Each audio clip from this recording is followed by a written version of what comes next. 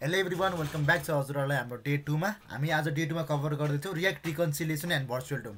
यो चाहिँ मेरो 90 डेजको सिरिज हुनेछ, 90 डेजको च्यालेन्ज हुनेछ, जहाँ चाहिँ म एभ्री डे नयाँ नयाँ कुराहरू, हिडन कुराहरू र एडभान्स कुराहरू चाहिँ सेयर गर्दै जानेछु। र आजको हाम्रो टपिक रहेको छ React reconciliation and virtual DOM. So what is virtual DOM? So रियाक्टमा चाहिँ भर्चुअल डोम भनेको हजुरहरूले सुन्नुभएकै होला। रियाक्टले चाहिँ के चेन्ज भएको छ भनेर चेक गर्नको लागि चाहिँ भर्चुअल डोमहरू चाहिँ युज गर्ने गर्छ, जसले गर्दा चाहिँ अननेसेसरी अपडेटहरू चाहिँ अभोइड गर्छ। सो भर्चुअल डोम भनेको चाहिँ एउटा लाइट वेट कपी हो रियल डोमको। सो इमेजिन गर्नुहोस्, रियल लाइफ एक्जाम्पलमा हामी जान्छौँ। इमेजिन गर्नुहोस् तपाईँहरू अब सामान किन्न जाने बेलामा ग्रोसरी लिस्ट के लिने, जस्तै चामल लिने, नुन लिने, तेल लिने, के किन्ने, त्यो चाहिँ हजुरहरूले एउटा लिस्ट बनाउनुहुन्छ। सो सिधै सुपर मार्केटमा गएर एउटा सामान किन्नुभन्दा अगाडि तपाईँहरूले मोबाइलमा अथवा कतै नोटमा चाहिँ आज यो सामान किन्छु भनेर कतै लिस्ट बनाउनुहुन्छ। हो त्यो लिस्ट भनेको चाहिँ तपाईँको भर्चुअल डोम हुनेछ। अनि तपाईँले गएर सामान किनेर ल्याएर जब फ्रिजमा हाल्नुहुनेछ, त्यो चाहिँ हाम्रो रियल डोम चाहिँ अपडेट भएको हुनेछ। सो यसरी चाहिँ हामीले भर्चुअल डोमको कुरा चाहिँ बुझ्न सक्छौँ। रिकन्सिलिएसन भनेको चाहिँ के हो? रिकन्सिलिएसन भनेको चाहिँ it is the process of React that uses compare the old virtual DOM with the new one after a state or a prop change. यसले चाहिँ के चेन्ज भयो भनेर चाहिँ एक्चुअली डिटर्माइन गर्ने काम गर्छ। जस्तै के चाहिँ चेन्ज भयो भनेर चाहिँ यसले चेक गर्छ। फर इक्जाम्पल तपाईँहरूले फेसबुक त चलाउनुहुन्छ नि, फेसबुकमा हजुरहरूले लाइक बटन थिच्दाखेरि लाइक बटन चाहिँ चेन्ज हुन्छ नि त कलर। हजुरको लाइक बटन थिच्ने बित्तिकै लाइक बटनमा कलर चेन्ज भएर ब्लू हुन्छ। त्यसले पुरै इन्टायर पोस्ट अथवा इन्टायर पेजको त कलर चेन्ज गर्दैन नि त। हो, यो चाहिँ रिकन्सिलिएसन भयो। यसले चाहिँ कुन कुरा चेन्ज गर्ने भनेर चाहिँ डिटर्माइन गर्ने चाहिँ काम गर्छ।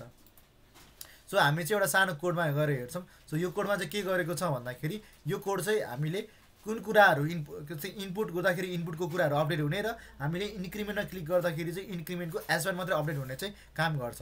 सो यो कोड चाहिँ हामीले यसरी पनि हेर्न मिल्छ। ओके, यहाँ चाहिँ मेरो एउटा अनलाइन कम्पाइलर छ जहाँ चाहिँ मैले त्यो कोडलाई चाहिँ राखेको छु। अब यो कोडले कसरी काम गर्छ हामी त्यो कुरा वान बाई वान हेर्छौँ है त। सो सुरुमा चाहिँ यो चाहिँ एउटा रियाक्टको नर्मल कोड भयो होइन। सो यसलाई म एकचोटि रिरन गर्छु। ओके, यहाँ चाहिँ मेरो फङ्सन काउन्टर भन्ने छ होइन। सो यो फङ्सन काउन्टरमा चाहिँ के गर्छ भन्दाखेरि काउन्ट भन्ने एउटा स्टेट भेरिएबल छ जुन चाहिँ 0मा इनिसियलाइज भएको छ। त्यसै गरी मेरो सेट काउन्ट भन्ने अर्को फङ्सन छ। यो चाहिँ मेरो काउन्टलाई अपडेट गर्ने कुरा भयो। र अर्को टेक्स्ट छ अनि अर्को सेट टेक्स्ट छ। टेक्स्टले चाहिँ मेरो यो चाहिँ मेरो स्टेट भेरिएबल भयो जुन चाहिँ इम्टी स्ट्रिङ हुन्छ। र सेट टेक्स्ट भनेको चाहिँ मेरो अपडेटमा कुन टेक्स्ट हुन्छ त्यो चाहिँ आएर बस्ने हुन्छ। सो यसमा इम्पोर्टेन्ट कुरा ध्यान दिनुपर्ने कुरा चाहिँ के हो भन्दाखेरि जब सेट काउन्ट र सेट टेक्स्ट चाहिँ कल हुन्छ त्यसमा चाहिँ के हुन्छ भन्दाखेरि रियाक्टले चाहिँ रिरेन्डरलाई सेड्युल गर्ने काम गर्छ, जसले चाहिँ काउन्टर भन्ने कम्पोनेन्ट चाहिँ रिरेन्डर हुने चाहिँ गर्छ।